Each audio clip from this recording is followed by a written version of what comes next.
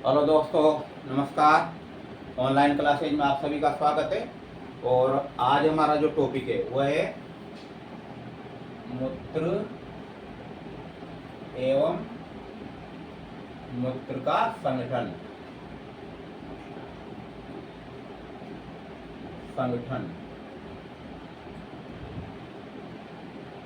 मूत्र एवं मूत्र का संगठन। कल हमने स्टडी की थी कि जैसे नेफ्रॉन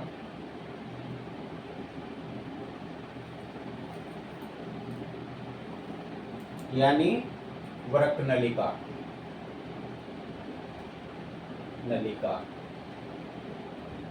इसके भागों का अध्ययन किया था। और यहाँ हम देख रहे हैं कि इसके कौन कौन से कार्य होते हैं। किसके? नेफ्रॉन वृक्क नलिका के कार्य या क्रियाविधि। तो इसके 3 प्रमुख कार्य होते हैं। पहला होता है अल्ट्राफिल्ट्रेशन।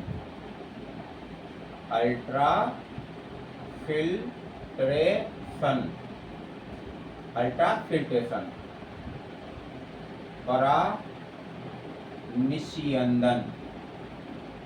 इसका दूसरा नाम होता है परानिस्यंदन। तो यह कार्य सामान्यतः मेल पीजी कोष द्वारा किया जाता है। मेल पीजी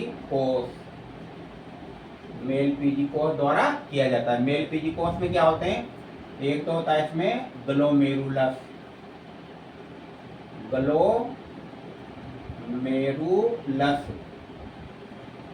प्लस बोमेन संपुट। कल आपको समझेगा, ये दोनों मिलकर के किसका निर्माण करते हैं? मेल पीजी कोष का। तो हमेशा याद रखिए, इसमें मुख्यतः कौन? ग्लोमेरुलस जो होता है वो क्या है? अल्ट्राफिल्ट्रेशन का कार्य करता है। ये पहले भी आपको बताया था, एक बार फिर देखिए। जैसे ये बोमेन संपुट, इसमें जो अब ये आती है अभिवाही धमनिका। यहाँ पर इसका व्यास छोटा हो जाता है। ये रुधिर केशिकाओं का गुच्छ। तो ये क्या कहलाता है? ये ग्लोमेरुलस कहलाता है। इसका व्यास अधिक दिख रहा है, इसका कम। जितने समय में रक्त आता है उतना समय यहाँ से नहीं निकल पाएगा उस समय में। तो यहाँ पर क्या लगेगा? दबाव लगेगा इसके ऊपर। दबाव के कारण रक्त में जो मिले हुए पदार्थ है, अपशिष्ट पदार्थ, वो सब छन करके और किस में आ जाते हैं? ये नीचे का भाग है ना, वृक्क नलिका का ग्रीवा वाला भाग, ग्रीवा वाले भाग में रहते हैं। आपको पहले पूरी संरचना आपको समझा दी गई। ये संरचना, ये यहाँ पर संग्रह नलिका होती है जिसमें आकर के ये वृक्क नलिका मिलती है। ऐसे एक संग्रह नलिका में बहुत सारी वृक्क नलिकाएं आकर, यानी नेफ्रॉन आकर के मिलते हैं। यहाँ पर आपको पहले ये भी बता देता, इसको यहाँ भी कहीं से भी प्रदर्शित कर सकते हैं। जैसे जो भाग है,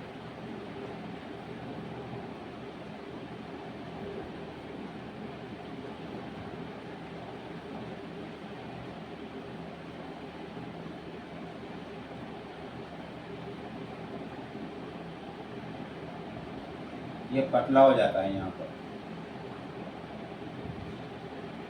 जिसको एन ले लूप कहते हैं। ये यहाँ भी हो सकता है, इधर कहीं प्रदर्शित करते हैं, यानी पतली नलिका का यहाँ बन जाती है एन ले लूप। कहने का अर्थ है वृक्क नलिका। इसमें आपको ये भी बताया था, ये समीपस्थ कुंडलित भाग है, जबकि क्या है? ये दूरस्थ कुंडलित भाग है। और ये है अपवायी धमनिका, यानी अपवायी है ना, और ये अभिवायी, यानी यहाँ इसके जो भाग होते हैं ना दो, और ये क्या क्या कहलाता है? Henle loop. क्या कहलाता है? Henle loop. तो इस प्रकार से संरचना है। तो पहला क्या पढ़ रहे थे? अल्ट्राफिल्ट्रेशन। तो ये कहने का मतलब है ग्लोमेरुलस क्या है? अल्ट्राफिल्ट्रेशन का कार्य करता है, यानी छानने का कार्य करता है। रक्त में मिले हुए जो पदार्थ है वह सब दबाव के कारण वृक्क नलिका में आ जाते हैं। वृक्क नलिका के अंदर ब्लड नहीं होता है, याद रखना। इसमें मूत्र में डाले जाने वाले जो पदार्थ है वह स्रावित किए जाते हैं। ये तो सभी पदार्थ जो रक्त में मिले हुए हैं वो सब यहाँ में प्रवाहित कर दिए जाते हैं, जिसमें होता है यूरिया होता है, NaCl होता है, जल होता है, अमोनिया, ग्लूकोज, अमीनो एसिड, ऐसे बहुत सारे पदार्थ रहते हैं इसमें। तो इस प्रकार से इसमें अल्ट्राफिल्ट्रेशन की क्रिया में क्या है, अच्छा मुख्य उद्देश्य क्या होता है इसमें, यूरिया को रक्त से अलग करना। दूसरा, रक्त नलिका, इसका कार्य होता है पुनरावशोषण। पुनरावशोषण तो आप समझिए अल्ट्राफिल्ट्रेशन में से तो रक्त में मिले हुए पदार्थों को, यानी रक्त को छान करके उसमें मिले हुए पदार्थ उनको अलग डाल दिया जाता है। तो ये अल्ट्राफिल्ट्रेशन की क्रिया हो गया पुनरावशोषण। यहाँ देखिए, जब यहाँ पदार्थ मतलब छन्ने थे, यानी रक्त में से जो पदार्थ निकल के आए थे उसमें यूरिया, अमोनिया और यूरिक अम्ल और भी हानिकारक पदार्थ होते हैं, लेकिन इसमें लाभकारी पदार्थ भी मिल गए। कौन कौन से, ग्लूकोज, अमीनो अम्ल और इसके अलावा पोटेशियम, सोडियम, है ना, और दूसरे पदार्थ हो सकते हैं मैग्नीशियम। तो ये सब पदार्थ इसमें आ जाते हैं। अगर ये पदार्थ उसके साथ में बाहर निकल जाएंगे तो शरीर में क्या है, खनिज लवणों की कमी हो जाएगी। इसलिए इन पदार्थों का क्या किया जाता है, पुनरावशोषण किया जाता है। ये भी रक्त नलिका के विभिन्न भागों द्वारा किया जाता है। तीसरा है श्रवण। श्रवण की क्रिया में क्या होता है, ये मैंने आपको पहले बताया था कि रक्त नलिका के चारों तरफ रुधिर केशिकाओं का जाल फैला रहता है। ऐसे हर एक भाग में क्या पाई जाती है, रुधिर केशिकाएं पाई जाती है। रुधिर केशिकाएं चारों तरफ लिपटी रहती है, यानी कि तो ये जो ये जो है क्या नाम इसका, नेफ्रॉन यानी कि वृक्क नलिका, इसकी जो भित्ति रहती है इसमें उपकला कोशिकाएं पाई जाती है। क्या पाई जाती है, उपकला कोशिकाएं। तो ये उपकला कोशिकाएं क्या करती है, जो रक्त में मिले रहते हैं, क्योंकि आपको मैंने बताया ना यहाँ पर रक्तवाहिनियां इनसे जुड़ी रहती है, यानी इसकी भित्ति से जुड़ रही है। देखिए ये रक्तवाहिनियां इसकी भित्ति से जुड़ रही है। तो रक्त में जो मिले हुए पदार्थ है, हानिकारक पदार्थ, अपशिष्ट पदार्थ, तो वो स्रावित होकर के उन पदार्थों को ये उपकला कोशिकाएं स्रावित करके और किसमें डाल देती है, वृक्क नलिका में डाल देती है। इसको कहते हैं श्रवण। धीरे धीरे वृक्क नलिका में आ जाते हैं। वृक्क नलिका की जो दीवार होती है उसमें उपकला कोशिकाएं पाई जाती है। ये उपकला कोशिकाओं से रक्त कोशिकाएं जुड़ी रहती है। रक्त में मिले हुए अपशिष्ट पदार्थ हैं जो न्याय के कारण छूट गए थे, किसी भी कारण से छूट गए थे, मतलब तो वह श्रवण की क्रिया। श्रवण का मतलब स्रावित होना। जैसे वो छत के ऊपर पानी भरा है, धीरे धीरे रस करके नीचे आए, तो वो श्रवण की क्रिया मतलब स्रावित होना। तो इस प्रकार से इसमें डाल देती है। तो ये 3 कार्य पूर्ण होते हैं। तो तीनों कार्य इस प्रकार से याद रखना। छानना होता है इसमें रक्त को, रक्त में मिले हुए जो पदार्थ है ना, अपशिष्ट पदार्थ, उनको अलग करना।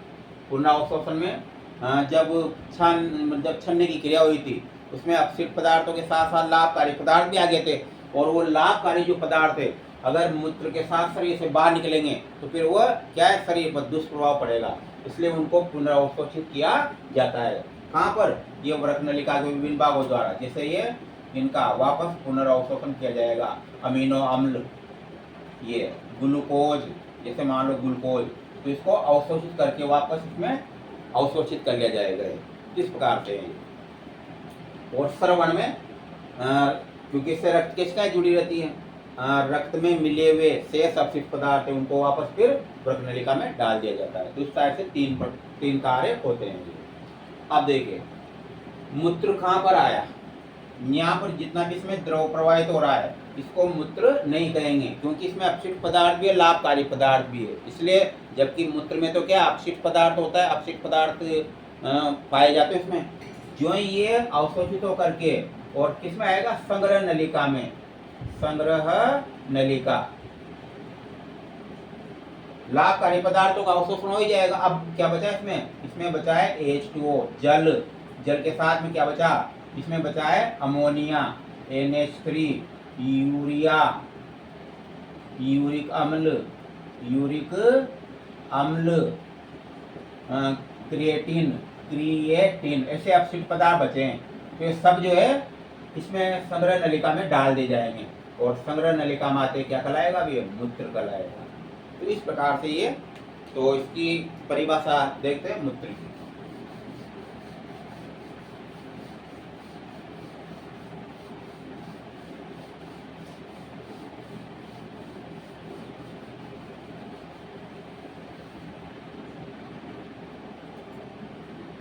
मूत्र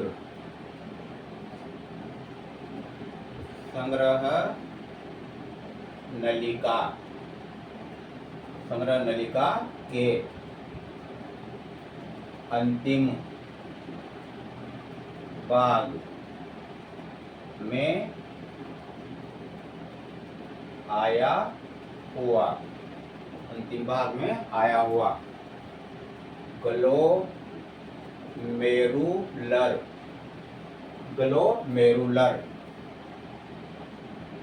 फिल्ट्रेट, ग्लोमेरुलर फिल्ट्रेट क्या कहलाता है? मूत्र कहलाता है, मूत्र कहलाता है। तो वृक्क नलिका में जो भी द्रव पदार्थ उसको मूत्र नहीं कहेंगे। जब वह वृक्क नलिका से संग्रह नलिका में जाएगा तो उसको क्या कहेंगे? उसको मूत्र कहेंगे। इसके बाद चलते हैं, ये ग्लोमेरुलर फिल्ट्रेट का मतलब जो छन करके आया था ना द्रव वह, लेकिन वो जब तक वृक्क नलिका के जैसे दूरस्थ कुंडलित नलिका में, समीपस्थ कुंडलित नलिका में गुजर रहा था, हेनले लूप में गुजर रहा था, तो उसको मूत्र नहीं है। लेकिन जो संग्रह नलिका में डाला जाता है, क्योंकि वहाँ पर पूरी तरह से लाभकारी पदार्थ अवशोषित कर लिए जाते हैं और अपशिष्ट पदार्थ युक्त द्रवी संग्रह नलिका में डाला जाता है, इसलिए इसको मूत्र कहते हैं। अब चलते हैं मूत्र का संगठन, यानी मूत्र के अंदर कौन कौन से पदार्थ पाए जाते हैं। तो इसमें पहला देखते हैं मूत्र का पीला रंग, मूत्र का पीला रंग। तो मूत्र का जो पीला रंग है यूरिक्रोम, यूरिक्रोम वर्ण के कारण होता है, यूरिक्रोम वर्ण के कारण होता है।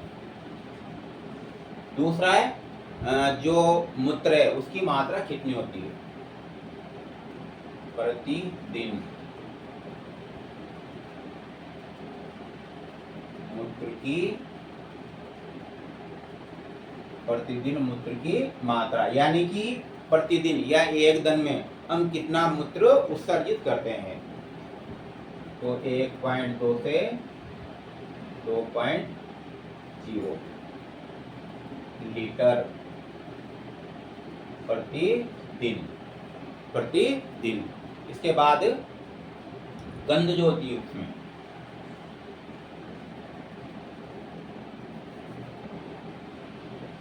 मूत्र में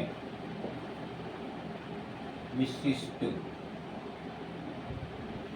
एवं तीक्ष्ण गंध, तीक्ष्ण गंध जो होती है वो होती है यूरिनोड, यूरिनोड, यूरिनोड वर्ण के कारण, यूरिनोड वर्ण के कारण ये एरोमेटिक यौगिक होता है, गंध युक्त, यानी एरोमेटिक, एरोमेटिक यौगिक होता है। तो ये क्या क्या चल रहा है? हम मूत्र का संगठन। इसके बाद है विशिष्ट घनत्व, इसका मूत्र का।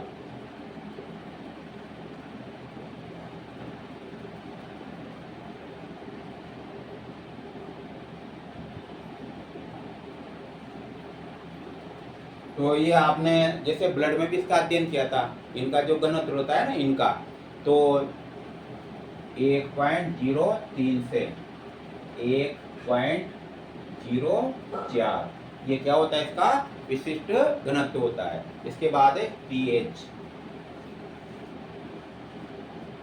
पीएच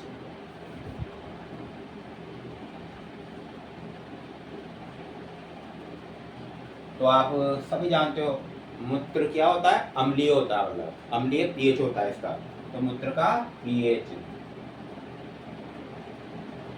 ये होता है 6, यानी हल्का अम्लीय।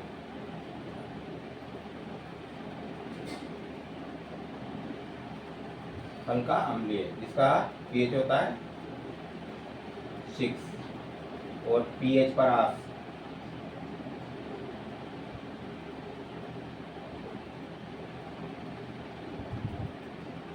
पीएच परास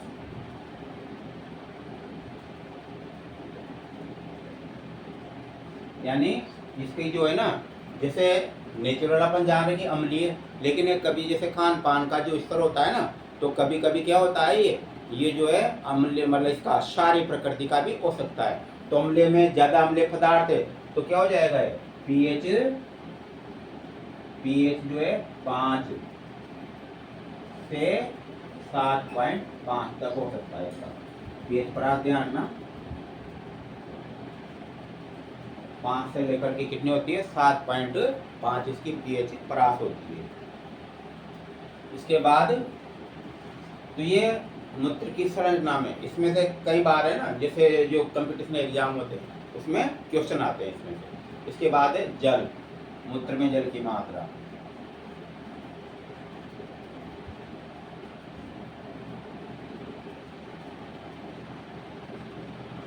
ये होती है 96%, यानी मूत्र में क्या है, 96% क्या पाया जाता है, जल पाया जाता है।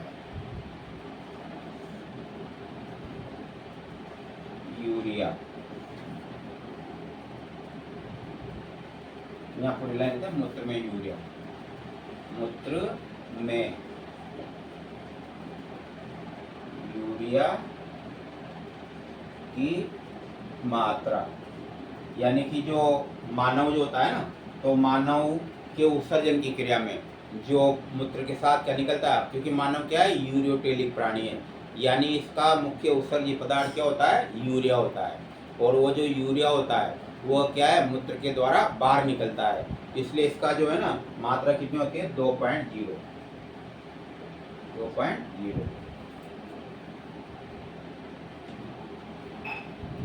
नंबर 8 में। और उसके बाद जो इसका गुण है कार्बनिक अकार्बनिक लवण, यानी मूत्र के अंदर कौन कौन से अकार्बनिक लवण पाए जाते हैं।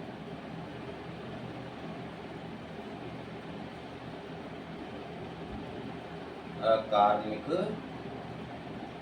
लवण, तो अकार्बनिक जो लवण होते हैं ना उसकी मात्रा होती है 1.5%। और इसमें होते हैं Na, Amg, Ca, PO4, 3, SO4, 2, Cl minus. तो ये समझ गए होंगे आप, ये क्या है, ये सोडियम, ये पहले आपने छोटी क्लास में पढ़ा होगा। सोडियम, मैग्नीशियम, कैल्शियम, फास्फेट, ये क्या है, फास्फेट, ये इसकी संयोजकता रहती है। ये तो अगर जैसे इसमें शब्दों में प्रॉब्लम आए तो हिंदी में नोट कर लेना। सोडियम, एक और इसमें अपन नोट करते हैं पोटेशियम, के का मतलब पोटेशियम।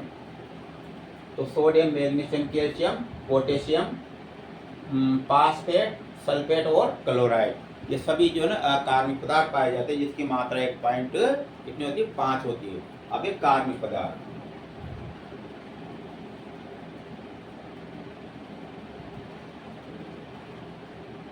कार्बनिक पदार्थ, इनकी मात्रा होती 0.5%। नंबर 10, कार्बनिक पदार्थों की तरह एक अलग से मूत्र में एक प्रमुख जो पदार्थ होता है क्रिएटिन। और जो क्रिएटिन होता है ना, इसकी मात्रा की 0.5, क्रिएटिन जो होता है उसकी होती है मतलब 76% मात्रा होती है। क्रिएटिन ये प्रमुख अपशिष्ट पदार्थ है, इसकी होती है 0.076%, ये क्रिएटिन होता है। बहुत सी बार इसके है ना क्रिएटिन काय के छोटे छोटे है ना, जैसे बर्फ के समान या जो शक्कर होती है उसके समान छोटे छोटे दाने बन जाते हैं, जो कई बार अटक जाते हैं। तो उत्सर्जन की क्रिया से क्या होती है, प्रभावित होती है इससे। ऊपर लेते हैं आप, 10 तक हो गए।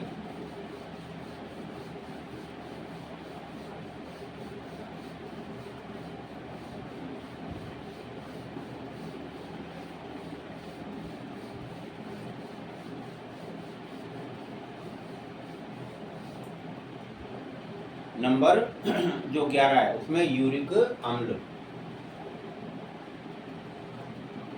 हमारा जो टॉपिक हुआ ये मूत्र का संगठन चल ही रहा है नंबर 11 में, यूरिक अम्ल।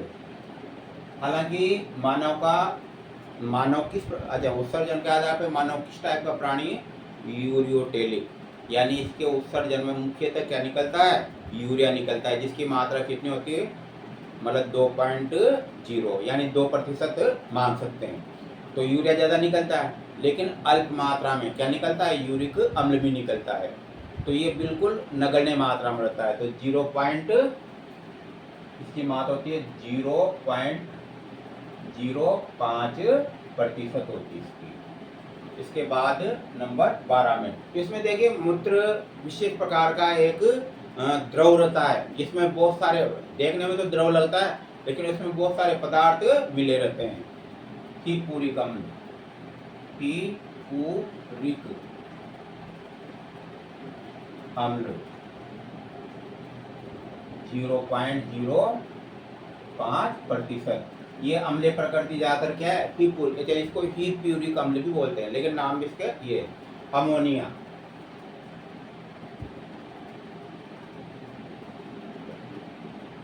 अमोनिया के आपने देखा होगा, हालांकि वो यूरिनोड के कारण आती है, लेकिन जो कई बार जैसे कोई भी मनुष्य गया और टॉयलेट करके आया, जिसको ताज़ा टॉयलेट करके आया, तो वहाँ पर कोई जाता है ना कई बार, तो आंखों में जलन होती है, तो किसके कारण होती है, अमोनिया के कारण होती है। 0.04%, तो ये अमोनिया भी निकलती है। इसके बाद जो 14वां जो टॉपिक है वो इसमें एक प्रकार से, हालांकि वो उसमें निकलता है प्रेग्नेंट अवस्था में निकलता है। वो होता है मतलब एक प्रकार का हार्मोन होता है जो गर्भवती महिलाओं में निकलता है, लेकिन इसे संगठन के आधार पर देखें ना तो थेरा यौगिक पाए जाते हैं, उसको अलग से स्टार में नोट करवाएंगे। तो देखिए ये मूत्र का संगठन था।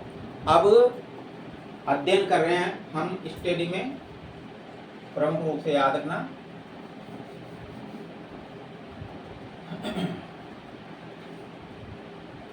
यदि किसी मनुष्य के रक्त में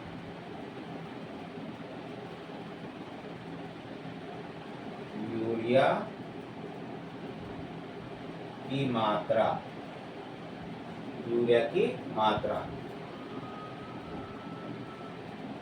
अधिक हो जाती है, तो इसे यूरेमिया कहते हैं, इसे यूरेमिया कहते हैं, यानी रक्त में यूरिया की मात्रा का अधिक होना। और इसका जो मुख्य जो मापदंड कि यूरिया कितना होना चाहिए, एक स्वस्थ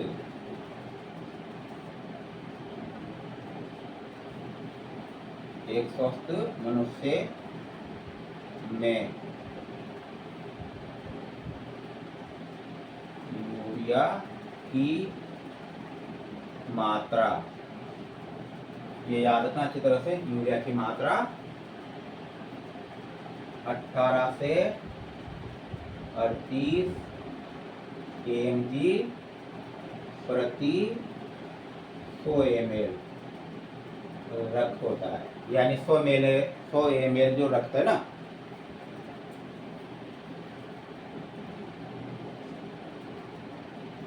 जो गणना करते हैं इसकी इस प्रकार से की जाती है, ब्लड रिपोर्ट तैयार करते हैं वो, तो ये 100 ml रक्त में इसकी मात्रा 18 से 38 मिलीग्राम, mg का मतलब होता है मिलीग्राम।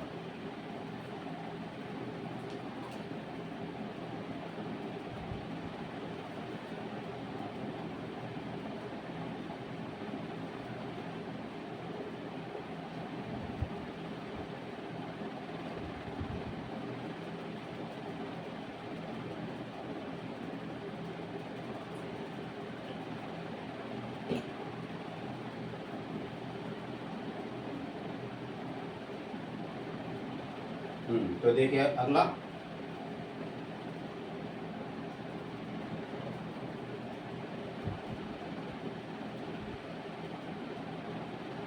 गर्भवती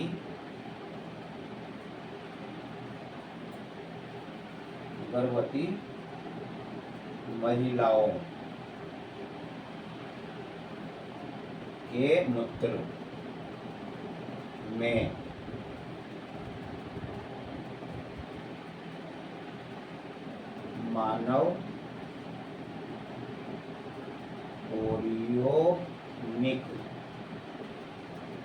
मानव कोरियोनिक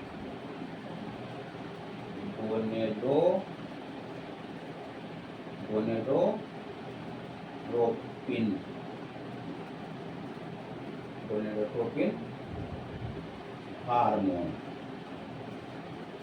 तो मानव कोरियोनिक गोनेडोट्रोपिन हार्मोन, यानी इसका बनेगा एच यानी ह्यूमन, कोरियोनिक, गोनेडो का मतलब जी और एच का मतलब हार्मोन।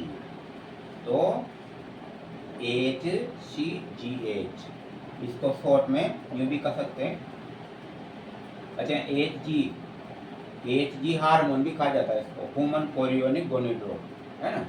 इसके बाद या एच लगा दो यहाँ पर ताकि न्यू कन्वे हार्मोन तक आ जाए। या CG या CGH, CGH का मतलब कोरियोनिक गोनेडोट्रोपिक हार्मोन। तो गर्भवती महिलाओं के मूत्र में मानव कोरियोनिक गोनेडोट्रोपिक हार्मोन, शॉर्ट में नाम ये निकलते हैं जो जिससे प्रेगनेंसी टेस्ट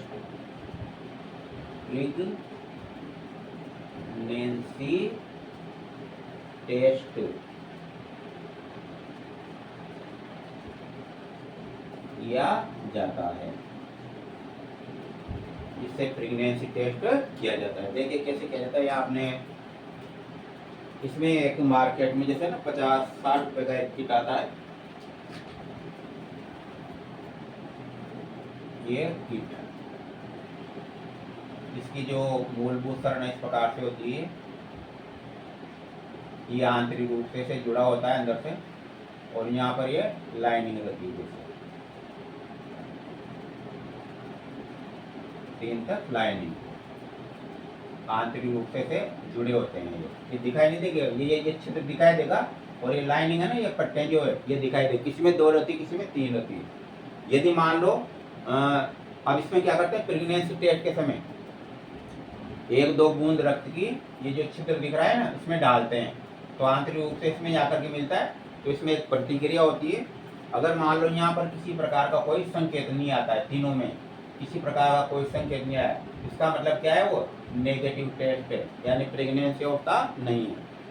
और यदि मान लो यहाँ पर 1 आ गया, एक रेड हो गया और 2 रेड नहीं हुए, या 1 रेड हो गया, जब भी क्या माना जाएगा, इसको जब भी नेगेटिव ही माना जाएगा।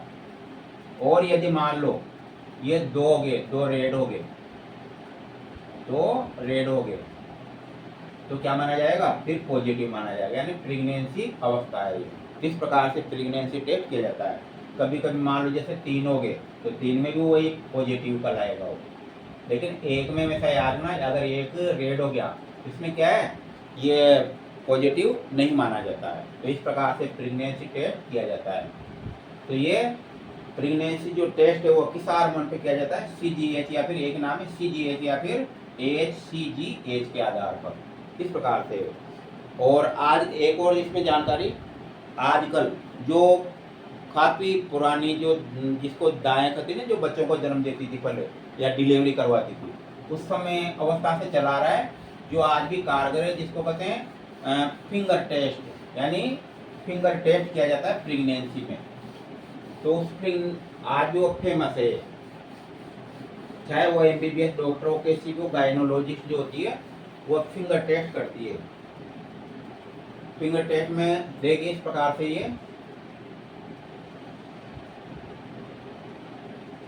इसको थ्री फिंगर टेस्ट भी कहते हैं।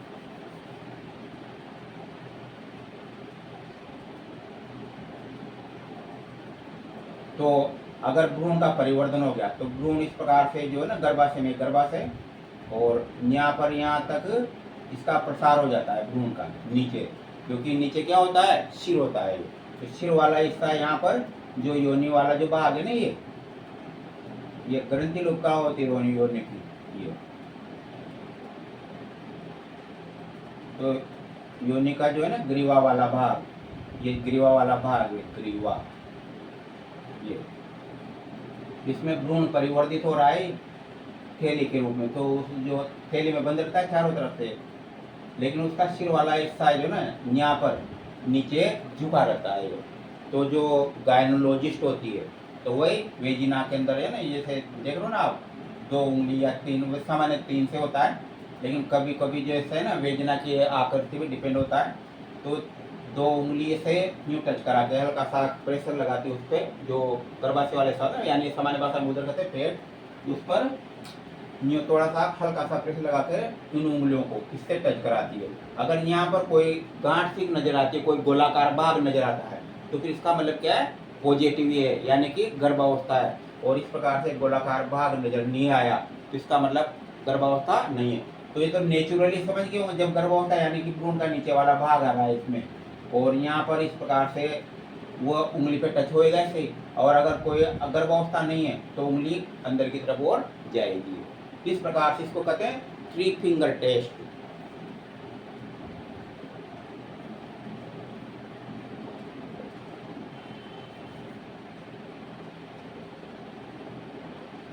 आजकल यानी उसका नाम दो थ्री फिंगर टेस्ट है ना, थ्री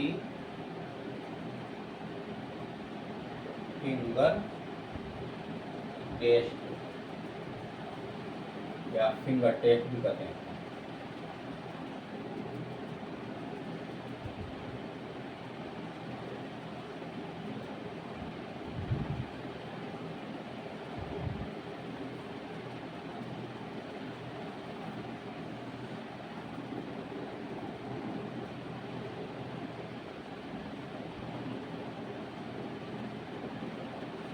गर्भावस्था तो थ्री फिंगर टेस्ट है ना, गर्भावस्था का फिंगर टेस्ट।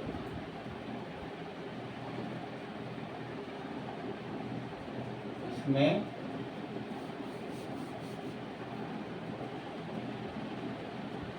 महिला डॉक्टर, इसको गायनोलॉजिस्ट कहते हैं, गायनोलॉजिस्ट,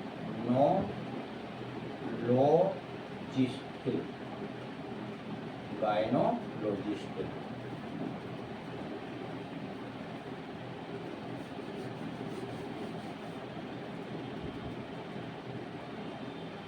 वेजिना यानी योनि, वेजिना वाले भाग में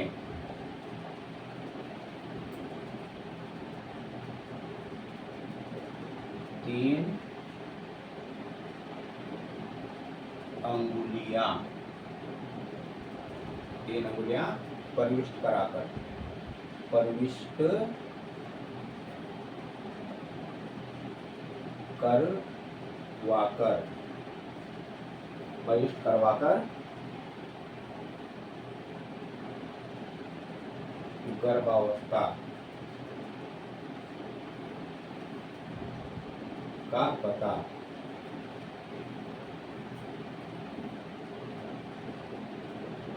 लगाती है।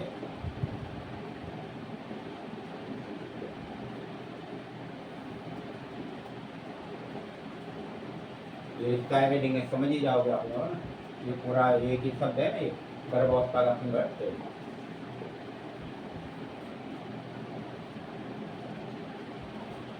यदि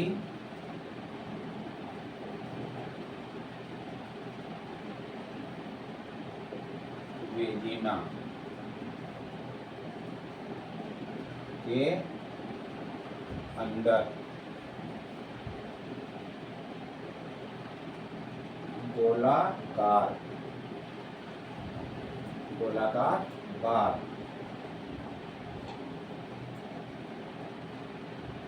यानी गांठ। गांठ मीनिंग ट्यूमर टाइप, उस टाइप को थोड़ा सा गोलाकार है ना, या उभरा हुआ भाग कह सकते हैं।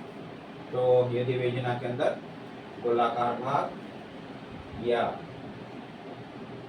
उभरा हुआ भाग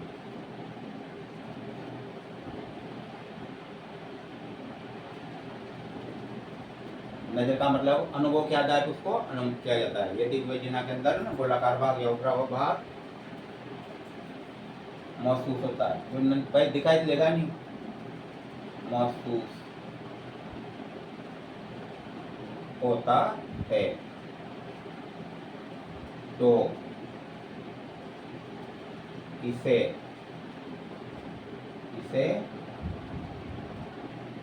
गर्भावस्था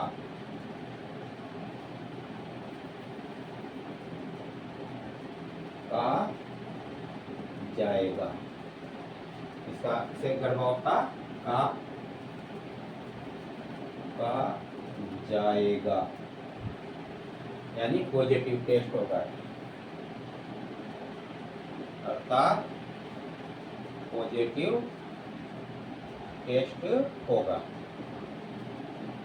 और अगर ये ट्यूमर या जो उभरा हुआ भाग नजर नहीं आता है, इसका मतलब नजर तो वैसे अनुभव नहीं होगा, मतलब ये तो फिर वो क्या है, नेगेटिव अवस्था कहला, यानी गर्भावस्था नहीं होगी वो। इस प्रकार से ये चैप्टर था, जिसमें आज ये जो चैप्टर है समाप्त हो गया। कल नए चैप्टर का अध्ययन करेंगे।